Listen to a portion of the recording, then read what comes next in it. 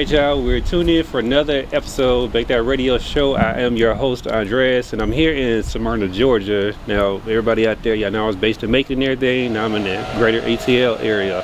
But I have my first ATL, or Metro ATL interview with Miss DeneQuia, who also goes by Boss Lady.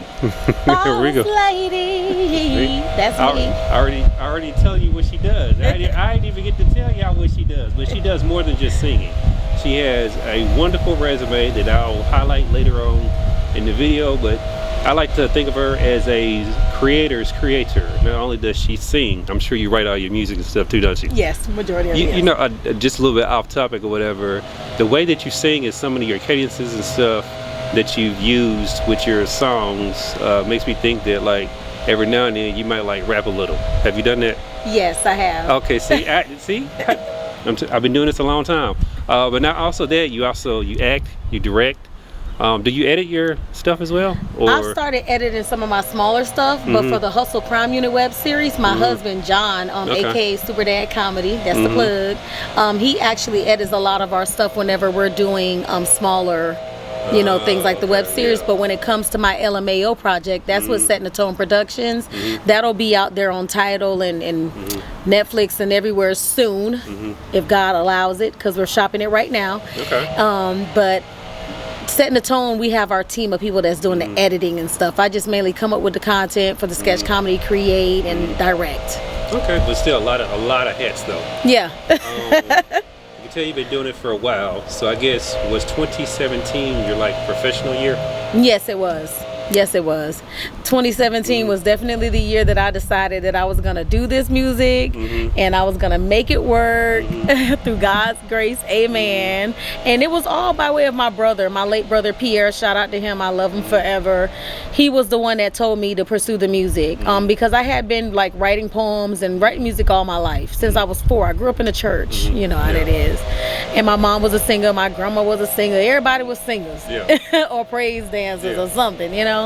And so he told me a day before he passed away, he said, look, you need to do this music. You've been just recording it and riding around in your car and listening to it for yourself. Like, just put it out there and let the people hear it. So that summer, actually, I put out the album. Like less than 3 weeks later. So you didn't do a single, you just did a whole album. Yeah, I just did a whole album. It's called The Art of a Woman. Now the production, in my opinion, because now I know what it's supposed to sound like, was not the best. But a lot of those songs, like Everything, Far Away was a song I wrote for my husband when he was deployed in Afghanistan. Like a lot of those songs hold major weight and they're very near and dear to my heart because it was where I started, you know, to be able to do. No, I definitely get that or whatever, because I rapped back in the day and I put out my first project, and when I go back and I did 5 of them, I released 5 projects. I go back and look into the first one or whatever, as far as sonically, I'm like, oh man, this stuff trash. But you know, it's the growth. We get to hear the growth, and like you said, we get to learn the steps of being an independent artist and really participating in the industry and everything that comes along with it. Yes. And with that being said, I know that, you know what I'm saying, I know it's hard for women, just in general. So I have some stories I could tell. All I could say is I grew up loving one artist, and I don't think that she knew everything that was going on, but when I got a chance to meet her, it just wasn't really what I thought. Yeah, they say you shouldn't meet your heroes. Yeah, you shouldn't meet your heroes. Yeah, I don't know. I thought that I could meet my hero, and they were like, sisterhood. Yeah. And there's nothing wrong with her. You know, I think we still said hi to each other, but it just wasn't the vibe I was looking for. And I don't come fanned out because I'm not a fan of anybody. I'm a fan of God. He's the only person I go crazy for other than my kids, you know? So, but it was her representation for me. Like, he was more on the lines of let's do this and are you aggressive enough? And I feel like me coming to meet you and leaving my company or my kids or my home to come and take a meeting with you shows aggressiveness. It shows you I'm serious about, you know, wanting to work with you guys. You know what I'm saying? Because I didn't have to do that. I feel like everybody's time is valuable no matter who they are. So you can't tell me that you've done this for this long or none of that. I'm still gonna be looking at you like you eat, piss, and shit like me. Exactly. We're all the We're same all people. human. Exactly. And to be honest with you, you can be up today and down tomorrow, and vice versa. So let's just really work as human beings and grow from that. But it was more on the lines of, you know, them wanting me to, him, not them, him being about other things that she was in an interview. So I'm assuming she had no idea about it. I'm not going to ever put it on her, but it just was weird how things transpired, and it just didn't work out. Yeah, I ain't gonna say her name, you know. No, you don't have to or anything like that, but I do like for artists to tell, you know what I'm saying, from their perspective of like, you know, just entering the industry. And I think that sometimes it can burn people out, especially that, you know what I'm saying, it's male dominated. Even though there's been like this woman empowerment movement within the industry as far as artists, people behind the artists or the people who are really the power players in the position to be able to take a career from here to there are still male heavy. Yeah. So it's still like, you know what I'm saying, this thing where, you know, there's a lot of talented women who don't get the light that they should get. Yes. And that's why, you know, platforms like this or whatever, I always like to highlight those so they have some type of chance. No, I'm not Breakfast Club or whatever, but it don't matter. You have a platform. Exactly. That's good enough for me. I always tell people, like, even when I go places to perform, sometimes it can be only 2 people in the crowd that know me and the rest are just whomever, or it can be 100 people in the crowd that know me, but there's 1,000 people in the building, so out of that 900 don't, but they can become a fan. So I always tell people that even if you're starting small, like, that's humble. Who's to judge you? At least you're trying. You know how many people ain't out here doing nothing at all? Like, okay, so I could put it into a numbers perspective. I interviewed a guy like sometime last year or within the last 2 years, and he was like a book manager / agent for authors. He said that only 1% of authors actually put out their material. I can imagine. Yeah. They never think it's perfect enough. They never feel like it's good enough. But I always tell people, we are all imperfect individuals, but we can do amazing things. So never be afraid to put out your art, because someone can listen to it or look at it or read your book, and they'll be like, wow, I'm amazed by this story that they're telling, whether it's fact or, you know, not, you know. So I say just put it out there. I always tell people, take chances. Don't be afraid to take chances. Like my new single, Chances, is out right now on all platforms. Go get it. I don't even have to, like, you know what I'm saying, bring anything up. You gotta believe in yourself. So how many interviews have you done? A lot. Exactly. Making my job easy for me. Y'all see, I just love it. So what was, like, let's say within since 2017 to like 2020, what was like one thing that really stood out to you to where it gave you that confidence and you knew you was on the right path? When I had people that are legends in the industry reach out to me, follow me, give me advice. You know, like Robin from, you remember the group where they sing, hold on to your love. Like Robin, she was like, hey, look, In Vogue, that's the group, In Vogue. She was like, hey, you got this or whatever, just like the mentorship, you know, even though it was for a couple of days, us on Zoom just kind of talking, it was good enough to let me know that, because even right now with older artists that are OGs in the game, they're experiencing a lot of loss. They're experiencing a lot of, I didn't get paid for this, and we don't even know. We just assume that they were rich all this time, and it's a lot of them that are still, you know, not where they want to be, but they have a name, they have a platform, but they're not where they want to be, you know. And so they're taking advantage of. Yeah, so things like that help me to understand, like, look, you may not be winning today, but there's a possibility for tomorrow. So I would say, you know, whenever people started taking notice, and then also when I go places, like one time I did a show at Crazy Atlanta and the whole crowd knew my song, Boss Lady, Lady. I say, wait a minute. Oh, I'm on to something with this, you know. So profound moments like that, you know, just getting recognized and being able to go somewhere and people know who you are or know of you. Like my daughter was shopping in the store about a month and a half ago, and somebody came up to her because they see her on my social media and was like, hi, are you DeneQuia's daughter? And she was like, yeah, but then it kind of weirded her out, so she kind of like went over there, you know. That's brand recognition, and that also shows you that people pay attention. People, you know what I'm saying, are invested, and that's what social media does nowadays. Like technically, you don't need a label or whatever, but there's other aspects where I will tell artists where you do need a label, because if that was the case, whatever, none of them would still exist. Yeah. But it allows you to And if you take like the older artists' experiences, learn from their mistakes and stuff like that, like Otis Redding shouldn't have been, you know what I'm saying, only like the first black male solo artist to keep his publishing when he signed to Capricorn. That allowed him to have that ownership, pass it on to his kids. Otis Redding Jr. the third, when they sampled, you know what I'm saying, his song or whatever with Jay-Z, The Throne and all. Yeah, I love that song. I stay listening to it. That was $1 million, you know what I'm saying, generated, and it came back. You know what I'm saying? His wife, you know what I'm saying, used it to like open up a store downtown and stuff like that, and was able to use his legacy. Yes. And the ownership. Yes. You know? And that's why I tell my kids all the time, like with the music, how I have it set up is for them to collect on anything that I do. I'm an independent artist. I own my own label, Boss Lady 365 Entertainment, and I now have my own publishing to where I know for a fact I'm getting my money. Yes. Song Tool, Song Trust, if you don't know nothing about that and you're an artist, please tap into it. That's ways for you to get paid. You can't always rely upon your pro. No, and if you don't have a pro, get one. Well, okay, so we can get into this. You know, this is what I do with artists all the time, right? Yeah. We have a conversation. I actually had a conversation on Threads about this that's long ago. And first of all, they'll sign up with the pro, right? But they'll only be registered as artists. They don't even register as the publishing entity. You got to. Exactly. I'm like, you're missing on the other half of the coin. Because every time it generates, let's say, chemical royalty, 10 cents on the radio, you only get paid 5 directly to you. The other 5 goes to the publishing entity.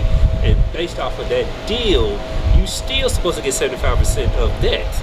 If you're your own entity and you allow another publishing entity to handle your music, publish administration rights, not ownership, administration rights, that's only 15% or whatever.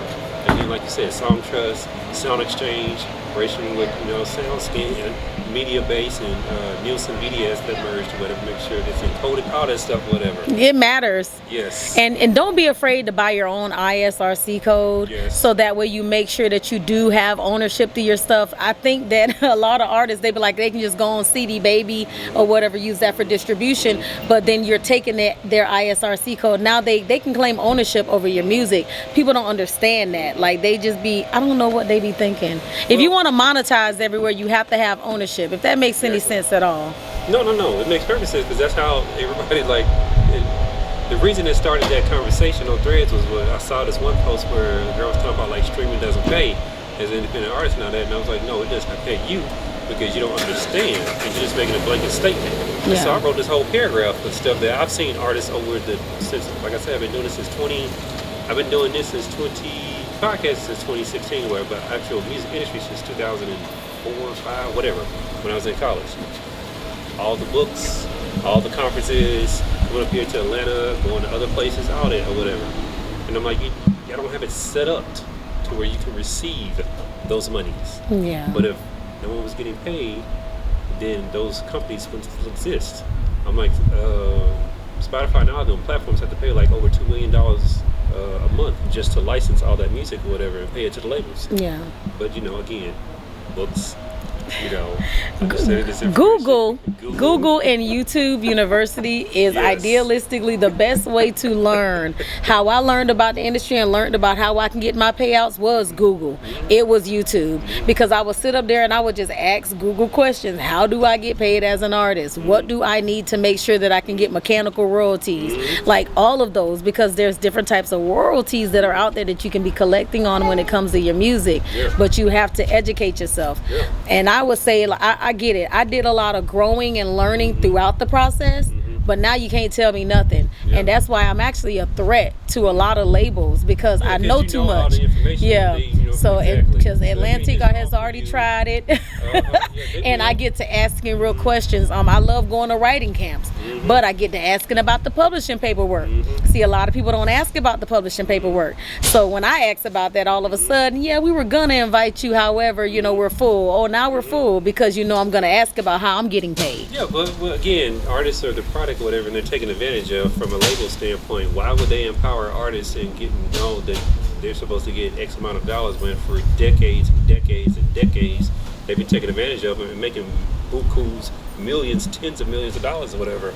I'm like, one hit could generate $1 million worldwide. Exactly. And that's just one hit. And I'm like, performance royalties. Yes, you don't get performance royalties played on the radio in the United States. You do overseas though.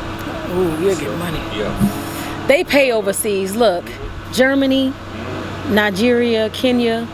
I love the support. I'm ready for one of y'all promoters to hit me up. I'm coming. I'm on the first flight smoking. You hear me? I mean, the first flight in the air. I don't want it to do no smoking. I'm trying to survive, honey. Get there and make it back home. Yes. So, tell me about, like, you're out here, you're doing your thing. How was like your first paid performance, and what did that do for you as an artist? It made me feel good to know that I was getting paid for my talent, you know, because we put so much money into it. Like, we pay out a lot of money. Like, monthly, I pay certain subscriptions to be able to, you know, just market myself. I have to run Google ads like everybody else. You know, there has to be a budget set in place. So I just utilize whatever budget I have to make it work, of course, because I am independent and self-funded. Yes. But it costs. So it's good to get paid for your talent. Like, it feels good. It doesn't matter if it's a small amount. It just feels good. It's also like, you know, confidence booster, validation. Yeah. So I'm like, hey, yeah, I'm an artist, you know? Exactly. Because they're paying me, yay. Yes. So I'm going to come in, I'm going to show up, and I'm going to show out. So I did watch a couple of your videos, but one of the videos I really liked was Ocean's Flow. Aww. The reason I liked that video is, one, because of the visuals. It felt like majestic. And I also was thinking of how it could be repurposed as far as, yeah, so just like you're a content creator, I'm a content creator, skits, all that stuff as well. Okay. I'm gonna send you like some stuff, some links there. Yeah. Check out. But just, I was listening to the lyrics.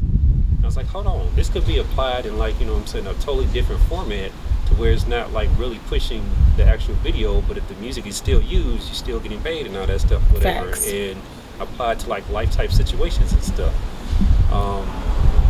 When it comes to, like, you know, shooting your videos and stuff, are you, like, you know what I'm saying, storyboarding, directing, all that stuff, whatever? Like, how deep do you get into the process? Oftentimes I love to do the storyboarding, but for Ocean's Flow, I just wanted to shoot it at the waterfall in Dallas, Georgia, because it was just so beautiful there. So that was in Dallas? Yes. Oh, see, I gotta go there. Yeah. Oh my God, that waterfall is on high shows. It's Okay. beautiful. My cousin, he's actually the one that shot the video, Face Off Visuals. Shout out my cousin Spoke. All these plugs, but I believe in supporting my people. You support me, I'm gonna support you. When it came to that video, we just kind of went to the waterfall, and I said, cuz I just want you to capture nature, and I want you to capture me in it. I don't want to think too much about what I want the video to look like scene by scene, because I want to make sure that it's, you know, it just gives whatever energy it gives to a person that's viewing it. Exactly. So it's crazy because you call it majestic, you know what I mean? And that feels kind of good to. That's what I felt. Yeah. When I had a couple people tell me, they were like, man, I just loved everything, you know, about the water. I felt like relaxed. It makes me feel like pure for the moment. Like, everybody has their own perspective. So that was kind of like a video where we just went with whatever. Now, other than that, yes, storyboarding and all that, you know. Okay. So what's one thing, if you had the power, and I like to ask artists this question, and I'm like, you're more than just an artist. We're going to talk about the entrepreneurship here in a moment and all that. But if there's one thing that you could change about the industry, what would it be? I think that labels need to consider making sure that they pay artists. Okay. I don't think that you should just give us a certain amount of money up front and say this is all you need, and then try to, you know we're going to get taxed on it. You know what I'm saying? So you already know we already in the hole already. But like I say, people like me understand that. So I'll always ask for way more than what you even value me at. You know what I'm saying? Because I want to make sure that I can survive through it all and give you your money back. You know what I'm saying? You might as well Yeah. because that's what they're looking to make anyway. Exactly. So, and if I got to work hard to get it, fine. But it just has to all make sense to me, you know? I just think that they just need to respect artists and pay artists more. Like, that's just the bottom line. And I don't believe that you should have to, you don't own an artist. So I understand you're going to tell them where they need to be and all this stuff like that. But at the same time, if things come up and they just can't do it, it is what it is. I do appreciate their labels put you up on top. Billboards, they invest millions of dollars. I get that, and we're grateful for that. But just understand, look at it as a partnership, because I'm sharing my creativity with you. I'm sharing what God has blessed me with you. So doesn't that equate to 50-50? Hey, I'm all for partnerships and stuff like that. You know, I think it should equate to 50-50 if we're going to do it like that. I had my own independent label where I signed artists back in the day, and even though I spent money on them, I didn't get to recoup. But it was still a really, really great deal for them, though. Yeah, work is always required. So I mean, as long as you're willing to work, that's all that matters. The money will come, but it does take an artist that's resilient. Like when you're putting your money into an artist, you got to know for a fact that you're gonna make your money back. That's understandable, but work is required on both ends. Like with PR that anyone may hire, their job is what? Interviews, getting you on red carpet, stuff like that. If you're paying them out as an artist every month and they're lacking on any of that, why would I give you any more money? You get where I'm going? With a manager, is the same thing. Like, okay, after a while, if it's not making you any money, then you got to dip. But just make sure that you're putting in the work to get that artist out there. Because if there's no days off, then there's no days off. And with an artist, especially an independent artist, you're trying to push an independent artist, you already know there's really, truly no days off. Even if you get them a gig paying $100 and you're taking 20% of that, it doesn't matter. At least you're getting them something. But if you haven't provided anything, and then the artist, they're still working hard, but you're not doing your part as the manager, and you're not looking at it as the no days off type vibe, eating, sleeping, and shitting all about that artist, then No. And then the artist is the same thing. Yeah. They got to keep creating. They got to keep the people coming. Make it more appeasing to the eye. Exactly. And then you got some lazy artists out there too. You sure do, honey. So are you? No judgment. I love y'all. I love it. Are you from the Atlanta area, or? I am from Hollywood, Florida. Okay, so I that's grew what up it was. in Hollywood, Florida. But, so how long have you been in the greater metro Atlanta area? Since July of 2017. I released The Art of a Woman in May, and which was a couple weeks after my brother died. And then from there, I've just been here. Okay, so you put out a video, and I love the video that you put out. You was being honest about the scamming. Right? Now, we're not going to go into names and like that. I don't want you to think that that's where this conversation is going. Yeah. But I've been knowing about scamming in Atlanta, and I was in Macon for decades or whatever. And I came here and got scammed for $14K. And you know what? I ain't even got to put the person's name out there. They know who they are. Yeah. But it's like this. If you tell an artist that you're going to do something, I'd rather you just stick to what you said you were going to do. I did sign a contract. The contract was signed. You promised certain things. You didn't provide it. I just felt the need to not even take it to court. Just let it go, because I say, you know what? It's a lesson learned for me too. Next time, work is required. You don't get my money till you show me the work. You don't show me no work, you don't get paid. No, I get that. So that's the new mechanism that you have going forward when it comes to business. Yeah, because sometimes paperwork lies. Like they'll sign the contract and agree to everything and all, and they still turn around and not do what they're supposed to do. And I just thought that in business, as long as paperwork was involved, no one would fall short on either end. But like you said, the thing, will take me to court and sue me and all that stuff. But you do have people who have that type of mentality. And they know that you're not, because it's not really worth it. My entertainment, a lawyer alone is over $5K. Why would I waste my time? At this point, it's like, look, I just learned the lesson. It's a lesson that a lot of artists have to learn. People have given away way more money than that. You know what I'm saying? And lost out on stuff. So just know that I got it if I was able to do that. And that's all that matters. You know what I'm saying? So he ain't hurt me. Karma is something, and God is going to work out everything. Yeah. So now you're in a position where, you know what I'm saying, you built not only your career, but you have that going. You're very creative with all the other aspects, with the skits, with the being a director, just all that creativity. You're also doing the inflatables. Yes. What got you into like that particular industry? Okay, so the bounce house industry, oh my God, it's a lovely industry to be in. So you might just see me in your backyard if you're in the metro Atlanta area. You never know. Make sure you scream my song Chances and play it when I come in your yard. I'm just playing. No, I'm serious, please.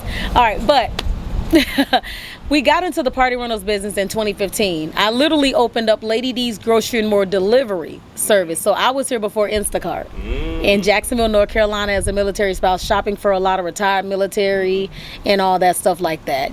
Shopping, getting their groceries, bringing it to their front door. I had wonderful clients. Shout out to Mr. Tim. We love you. We miss you.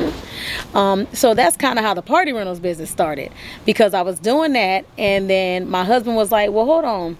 Maybe we should do party rentals, because there's only like 2 other companies. Oftentimes they're really booked up around the area because it's a military town. So everybody flocks to whatever's available. And so one day we did hire one of the companies, but they had to come over 30 miles to service us. So the ticket was almost $600 to have a water slide for one day for my son. My son JJ, shout out to JJ because the company's up under his name, JJ's Toys and More. So he's the CEO, and my other two kids, Nevaeh and King, they are the real owners. Right now on paper I'm the owner, but eventually the business will be theirs.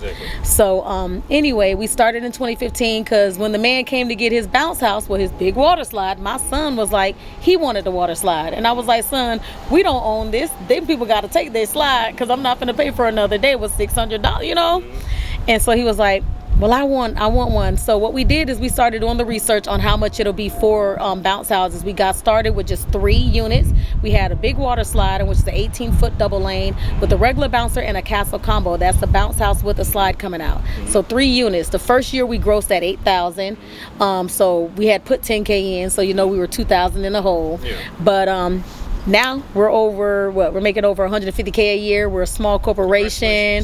It's been a couple years, but I'm fast forwarding. A lot of people don't even reach 6 figures. I know, right? Like if you go and look, like I could send you business stats over the bit away. So y'all are doing something exceptional that most people don't even get to. Yeah. Especially within that short amount of time span. Yeah. Because I've seen cuts. So I can access any business in the United States as far as like that's in Reference USA database or whatever. You know, there's different. We're in the information age. I'll just say that or whatever. Nothing's really sacred anymore. Yeah, you can find us on BuzzFile though. It says all that. Yeah.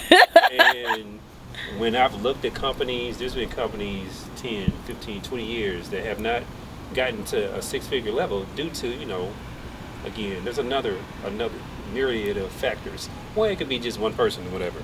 And that's a lot. You know what I'm saying? That's like, what, $250 something a day, every day, without no days off or whatever. So, and that's every day got a hit or whatever. It could also be where, you know, maybe they didn't want to grow that big or whatever. They just wanted something to replace their income or whatever. Yeah. But that is one of the milestone markers of a success of a company, and to be able to take it further or whatever. So, one, just congratulations on y'all being able to do that. Thank you, because we're coming up on our 10-year anniversary this year. And I told my husband, I was like, I'm super excited that we made it this far. And I was talking to him about business stuff on the way here, and we were talking about our community outreach, because we plan on doing 2 backpack drives this year. Okay. One at Beezy's department store in August, and another one at Modern Cuts in Hiram. Okay. We're going to be doing backpack drives. We're partnering with them. Every year we do food drives with Helping Hands. As far as we have Crunch Gym, Hiram Cookie, and Blended Bars that put, you know, the little boxes in their store to be able to collect, you know, non-perishable items. But also we reach out to our clients. We have it to where our clients give too at our drop-off. If you book the bounce house, we'd be like, hey, do you want to give to the local food bank? We're taking it over there every Tuesday. You know, what are you doing? And we do that from October to like November 15th, just to be able to feed. Oh yeah. Okay. Yeah, just to be able to feed all the families in Dallas that are in need for Thanksgiving. Yeah. And so this year for Christmas, we're looking to adopt a family just to pay their rent or their mortgage just for that month. Yeah. Just for the month of December, and which is still good. You know, we ain't no multi-million-dollar company yet, but we do believe in giving back. Exactly. We have sponsored a lot of the local football teams in our area. One of the basketball teams. You know, we sponsored Paulden High School for 2 years straight. Okay. Their volleyball team, because our daughter was on it. So we were like, hey, we want to definitely, you know, look out. Yeah. We have partnerships with Amazon, off Thornton. We have partnerships with all the schools. We're ingrained in the schools and some of the local companies. We're doing really good, and churches. I'm proud of us, man. We've come a long way, and it was some fighting to get where we at. Some fighting to get where we at, but we're blessed. I love the fact that y'all involved in the community like that. So how do you and y'all keep like it all balanced? Because it's a lot what you're doing. Well, like my song Balance say, trying to put myself together. No, you know, we try to keep as best schedule as we can. Like this meeting was scheduled. I got me and you down from 11 to 1 because I figured either one of us would be late or whatever. You know, like just scheduling things and just trying to stay on it. You know, that's all. Scheduling. Planning, scheduling. Planning, scheduling. You ever feel like too much? You're doing too much at any given time? Or? No, because both my parents are dead. God rest their soul. And my daddy was a janitor. He was very hardworking. My mom, she was a nurse. And when she got sick, she still ain't let that sickness stop her. I don't believe that in this life we're supposed to sit still for too long, because that's when your body get tired. And that's when your brain stop working. Okay. So I'm going to be working till the day I die. Nothing is ever too much, because if I don't want to do something, I simply just won't do it for the day. So what goals do you have for this year then, and then moving forward? I am glad that you asked me that question. Listen, my goal is to definitely start doing more keynote speaking engagements. Okay. On mental health, utilizing my music as a vessel, to really kind of tap those doors. Like on my Synergy song that I released back in 2024. That was the one that charted. Yeah, and it did chart at number 64.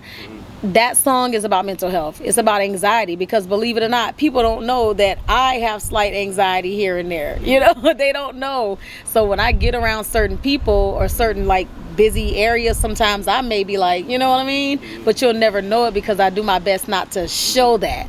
But that was me kind of letting you into my world. Like, I have, issues here and there too with anxiety. So if I can reach another person that might be dealing with depression, anxiety, or anything like that, So I want to do more keynote speaking engagements, because I want to talk about my journey. I want to talk about the traumas that I've faced in my life and how I've gotten to this point, but how I'm able to still keep going and keep pushing forth in life, and being a mom, being a wife, being a business owner, all of that, because that matters. People need to know that you can still keep living through your anxiety. You can still keep living through you feeling like you're depressed about things. Like, just tap out of it and tap into something. You know what I'm saying? Tap into something great. Use that pain, use that to, to take off in ways that are unimaginable even for yourself. Yeah. So you come across, looking at your videos and stuff like that, you come across as authentic. I am. I can't be nobody else. Every time people meet me, it's the same.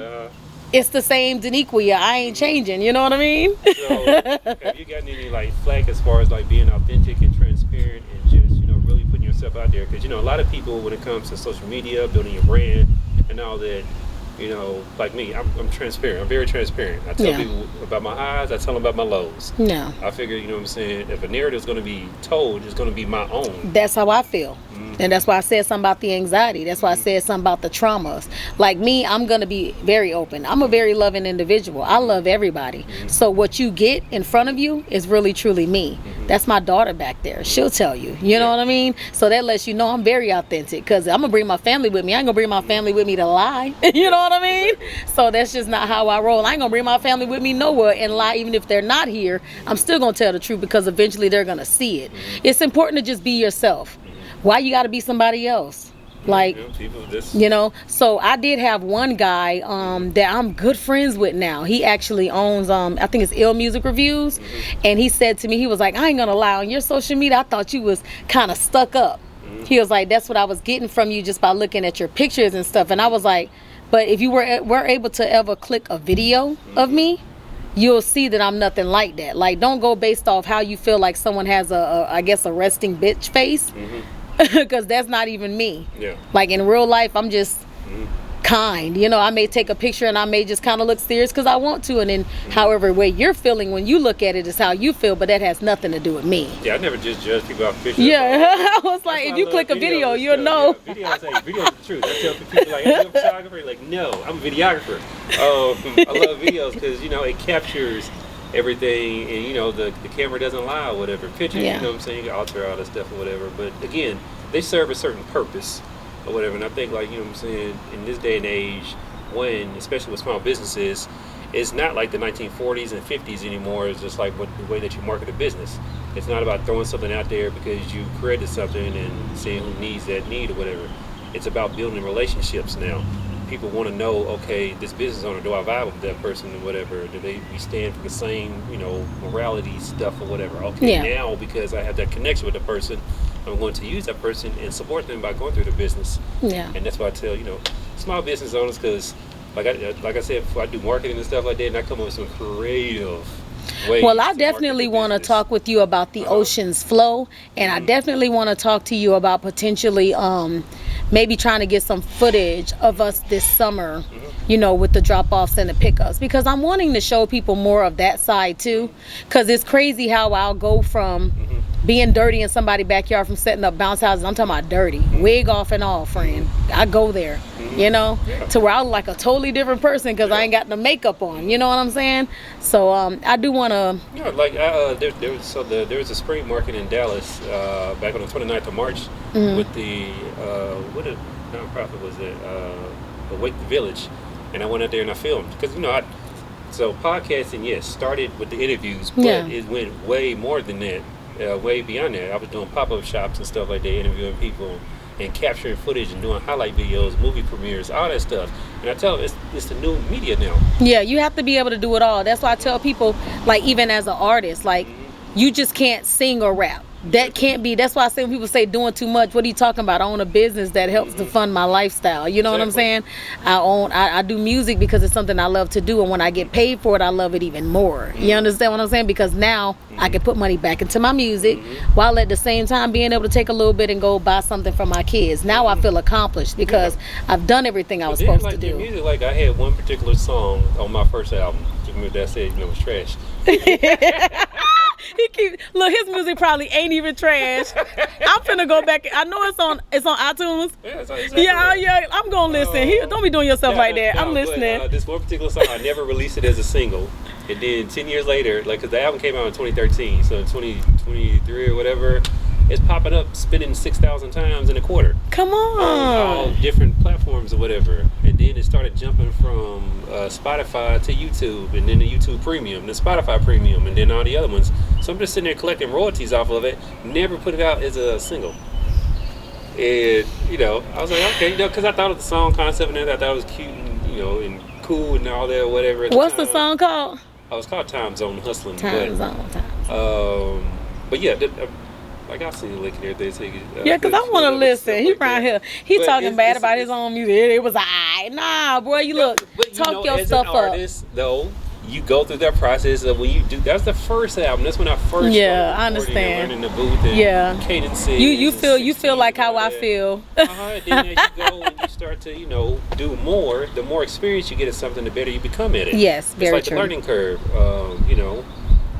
It starts to tick up, or the J. Actually, it's like the J curve, whatever. Anyway, stuff just takes off for you because you've done it so much time. So like now, when you put together a song, you probably don't even take as long to write and record.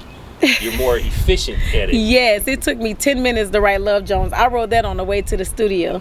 You know you're a special type.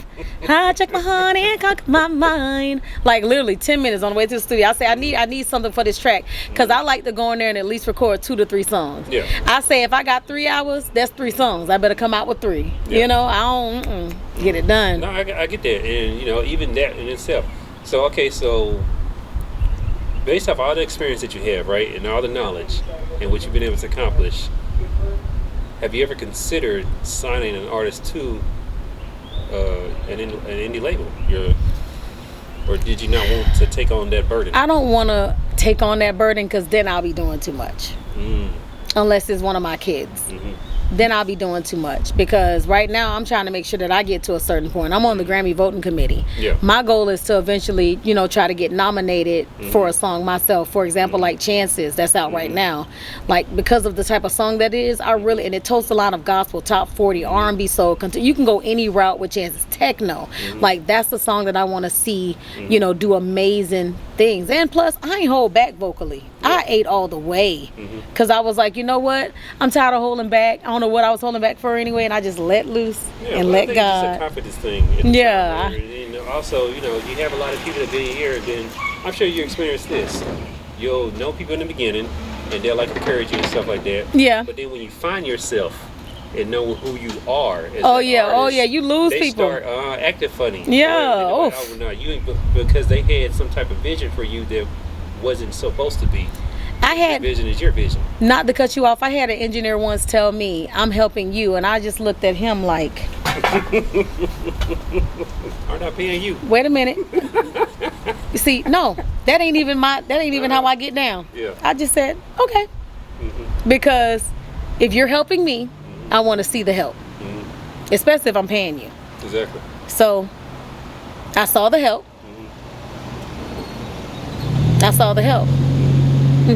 Thank you. never did business after that, huh? No, That's because Steady that's not how taking you approach an artist. No, You it's know what not. I'm saying? Unless you're really gonna help them for real. But if you're teaching me what I already know, if you're telling me what I already know, and then at the same time pocket watching and you're trying to make it seem like I don't know anything, you gotta go. Especially when I've taken years to educate myself on this industry. I'm getting paid royalty money. You're probably not even getting paid any royalty money. You understand what I'm saying? I had songs that were playing on the radio, and one of the songs is one of the songs that I did with this person. You understand what I'm saying? Like that we created the track together and I freestyled, and you know what I'm saying? It was on the radio. My FM that I was able to pay my money to get it played on the radio. You understand what I'm saying? Because payola is real. It is. Don't believe the hype. It's real. No, it is. You gotta pay for play. You gotta pay for what you want. Okay, so it's legal in the sense that you pay the independent promoter, and the independent promoter of the radio station has the contacts or whatever. That's how it's legal. You can't directly just walk up there and give them a No, brown you can't. bag. First, you gotta have a rep. Oh, yeah. But it's still pale, and it's still real, and it will still be real because of the You way still the get industry paid is per set up. sell, you know, for the song being. I mean, because I wouldn't have got a check if it wasn't, you know what I'm saying, legit. So it's cool, and the spins are there, and it's in the media base. So I mean, it is what it is. You pop up on the charts, the weekly charts. Yeah. You know what I'm saying? Yeah. So. Guys, when I say that I've been working as an artist, no cap, I have been working. If you're looking for a feature, holler at your girl, DeneQuia. I'm going to always promote myself. You better be on every platform promoting all that you do. If you're looking for somebody for a skit, holler at me. Check out my YouTube. That was my other question. Oh, so YouTube is a vehicle to where we can do a lot of things with. Why did you have a 5-month YouTube break? I took a hiatus for 5 months because I was in my feelings. I was in my head. I had, you know, some things happen too. Like I lost a family member. So I kind of just... That's understandable. I just needed a moment to kind of... And I felt like I was creating content, but it wasn't good enough for me. And that's why I try to tell people, don't worry about what you feel ain't good enough for you, because someone else may like it. So just put it out there. Exactly. But I still have content that I need to upload to my YouTube that I was still doing throughout that 5-month process that I took the hiatus, but I just wouldn't upload and submit. Yeah. You know what I mean? I was like, I don't know, you know, because I was like, this might be too real for people, or this might, you know, might not be what they want. But I realized there's a blended audience out there. Someone may like you for your singing, but don't like your acting. Someone may like you for your comedy, but don't like your singing. I can't worry about that. I just got to put the content out and let it be what it be. If it get 8 views, at least 8 people saw it.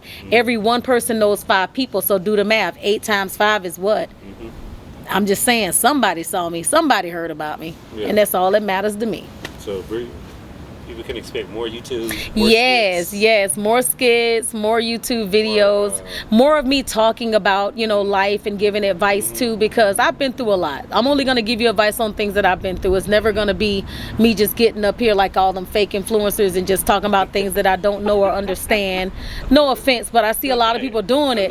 Like some people be single and they be up there talking about marriage, and I'm like, but you are single, so you don't understand how it is to be married with kids. Wives thing or whatever. I don't even understand. I'm just mentioning it or whatever, as far as like you're relatable. fine. But like, how do you have a show and none of y'all married? It says basketball wives. I was like, how you a wife? You're not. That's what I'm saying. Yeah, make it make sense. Make it make sense. So I just want to make all my content make sense. So that's why sometimes I'm so hard on myself about releasing content, because I be like, oh, is this talk really valid for, you know, the direction that I'm going in right now? You know, but I've learned, man, just put that thing out there. I got so many voice notes that I'm ready to just put a picture to and just put it up there, because regardless of what, I can be helping somebody. I just did a voice note this morning when I was walking, and I was talking about just healing and understanding the meaning of being happy. You know, just really healing from whatever traumas that you have, and just be happy. Like, have that understanding with yourself. Like, it doesn't matter what you've been through, just be happy. Just be happy. You woke up today. Just be happy. Yeah, because you have an opportunity to impact somebody else. Exactly. I may make you smile today. Well, Well, is there anything that you want to talk about that we didn't get to talk about that you want the people to know? I just want you guys to know that God is with you regardless of what. Always remain true to yourself. Be authentic. Be exactly who you are. Don't worry about what anybody thinks. The masses will try to tell you that this way is it. If the masses is telling you that way is it, then go the other way. Go the opposite. Exactly. You know, because you have to learn to just be okay with yourself, and you really just got to find your own way, and someone else's way might not be your way. I've tried the sexy way, trust me, and I'm like, that ain't really my vibe. My vibe is really just being able to connect one-on-one with people. So make sure you guys check me out. Follow me on Instagram, TikTok, Facebook, everywhere. DeneQuia, DeneQuia. Thank you so much for your time. See, look at that. She even know how to close out an interview. So y'all make sure y'all go check out DeneQuia. Follow her across all the social media platforms. I'm telling you, y'all gonna love it. Streaming music. Tell 5 other people about them as well. So, you know, she gotta get her sales up. She out here doing a thing. And then she get her business up. She out here hiring people, stimulating the local economy. All right.